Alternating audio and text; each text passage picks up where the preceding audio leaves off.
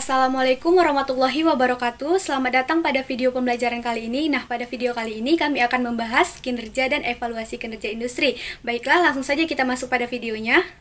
Baiklah, materi yang pertama, pengertian kinerja, yang dimana kinerja merupakan hasil kerja yang dicapai oleh individu atau kelompok dalam menjalankan tugas dan fungsinya sesuai dengan tanggung jawab yang telah diberikan. Nah, selanjutnya ada evaluasi kinerja, yang dimana evaluasi kinerja adalah proses penilaian dan peninjauan yang dilakukan secara berkala terhadap karyawan di tempat kerja. Biasanya dilakukan setiap tahun atau pada periode-periode tertentu. Selanjutnya ada fungsi evaluasi kinerja. Fungsi evaluasi kinerja ini memiliki 3 jenis, yang dimana diantaranya itu ada memberikan balikan feedback.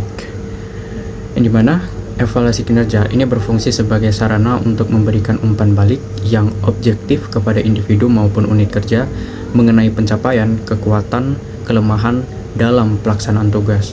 Feedback ini membantu karyawan dalam memahami sejauh mana kinerja mereka telah sesuai dengan standar yang ditetapkan serta menjadi dasar untuk perbaikan dan pengembangan kompetensi di masa mendatang.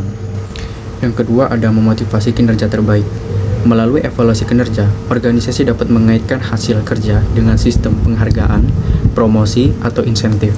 Pengakuan terhadap kinerja yang baik akan meningkatkan motivasi, komitmen, dan kepuasan kerja karyawan sehingga mendorong mereka untuk mempertahankan bahkan meningkatkan kinerja terbaiknya. Yang ketiga, memperbaiki keseluruhan kinerja organisasi. Hasil evaluasi kinerja memberikan informasi strategis bagi manajemen dalam pengambilan keputusan seperti perencanaan pelatihan, penataan ulang pekerjaan, dan perbaikan proses kerja. Dengan demikian, evaluasi kinerja tidak hanya berdampak pada individu, tetapi juga berkontribusi pada peningkatan efektivitas, efisiensi, dan juga daya saing organisasi secara keseluruhan. Ada metode evaluasi kinerja yang dibagi menjadi 3. Yang pertama, penilaian kinerja, di mana kinerja individu dikeluarkan dalam bentuk skor atau nilai. Yang kedua, feedback, di mana komunikasi yang terbuka antara atasan dan karyawan yang dievaluasi. Yang ketiga, evaluasi 360 derajat, di mana metode yang melibatkan pengukuran kinerja dari berbagai perspektif seperti atasan, tim, pelanggan, dan klien. Selanjutnya, pengukuran kinerja ada yang pertama menetapkan OKR, digunakan untuk menentukan tujuan yang jelas dan terukur bagi perusahaan maupun individu sehingga arah kerja menjadi lebih terfokus. Yang kedua, menetapkan tolak ukur kinerja dan sprint. Sprint digunakan untuk membagi pekerjaan dalam periode waktu tertentu agar proses kinerja dapat dipantau secara berkala. Selanjutnya, menggunakan project dan task management tools. Alat manajemen proyek membantu memantau tugas, tanggung jawab, serta penyelesaian pekerjaan secara lebih terstruktur. Yang keempat, monitoring proses pelatihan. Digunakan untuk memastikan pengembangan kompetensi karyawan berjalan efektif dan berdampak pada peningkatan kinerja. Selanjutnya, melakukan analisis kesenjangan kinerja untuk mengetahui perbedaan antara kinerja aktual dengan standar yang diharapkan, sehingga perusahaan dapat menentukan langkah perbaikan. Selanjutnya, menyusun metrik kinerja karyawan sebagai indikator untuk menilai efektivitas bagi karyawan. Implementasi kebijakan persaingan. Yang pertama, privatisasi merupakan pengalihan peran atau kepemilikan industri dari pemerintah ke sektor swasta. Dalam konteks kinerja industri, privatisasi mendorong efisiensi dan produktivitas karena adanya persaingan pasar, memacu inovasi dan kualitas layanan akibat tekanan kompetensi, mengurangi beban fiskal pemerintah. Yang kedua, regulasi merupakan aturan dan kebijakan pemerintah yang mengatur perilaku pelaku industri. Regulasi berperan penting dalam menjaga persaingan usaha yang sehat, melindungi konsumen dari praktik tidak adil seperti kartel dan monopoli, menjamin standar kualitas harga dan keamanan produk. Yang ketiga, nasionalisasi merupakan pengambil alihan industri strategis oleh negara. Tujuannya yaitu mengamankan kepentingan nasional dan hajat hidup orang banyak, menjaga stabilitas sektor strategis seperti energi, transportasi, dan sumber daya alam.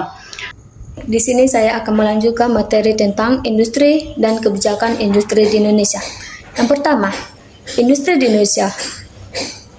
Di Indonesia, kondisi industri dapat dilihat melalui daya saing industri di pasar internasional. Pengukuran ini sering dikatakan dengan Global Competitiveness Index atau GCI. Hasil penilaian menunjukkan bahwa daya saing industri di Indonesia masih menghadapi kendala, terutama pada aspek efisiensi pasar tenaga kerja dan keterbatasan infrastruktur baik dari segi kualitas maupun kuantitas. Yang kedua, kebijakan industri. Kebijakan industri merupakan campur tangan pemerintah dalam mengatur dan mengarahkan perkembangan sektor industri. Kebijakan ini bertujuan untuk menciptakan struktur industri yang kuat, efisien, dan berdaya saing. Bentuk kebijakan industri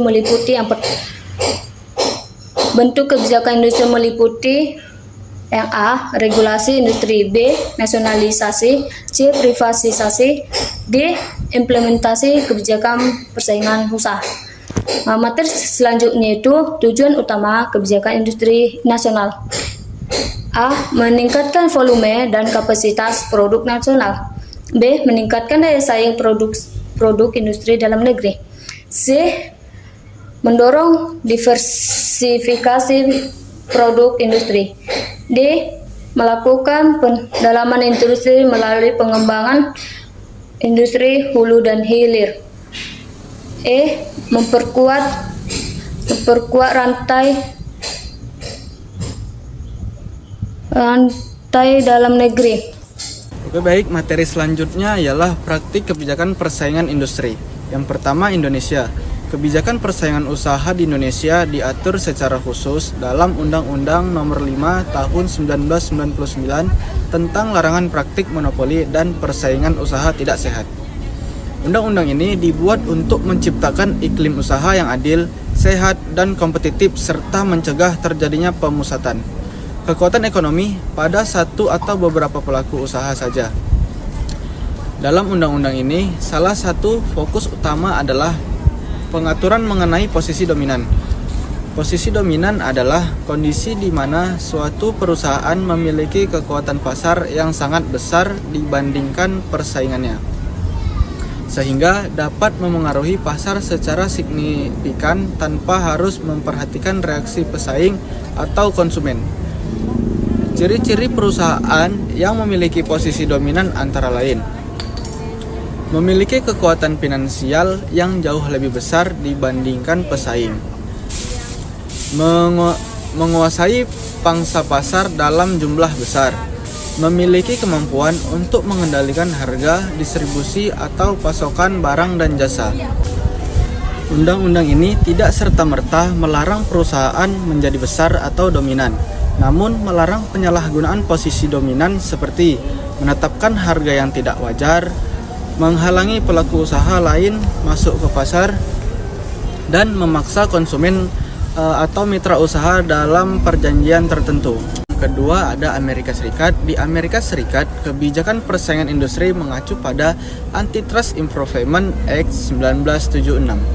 Fokus utamanya adalah pengawasan merger dan akuisisi agar tidak menimbulkan monopoli.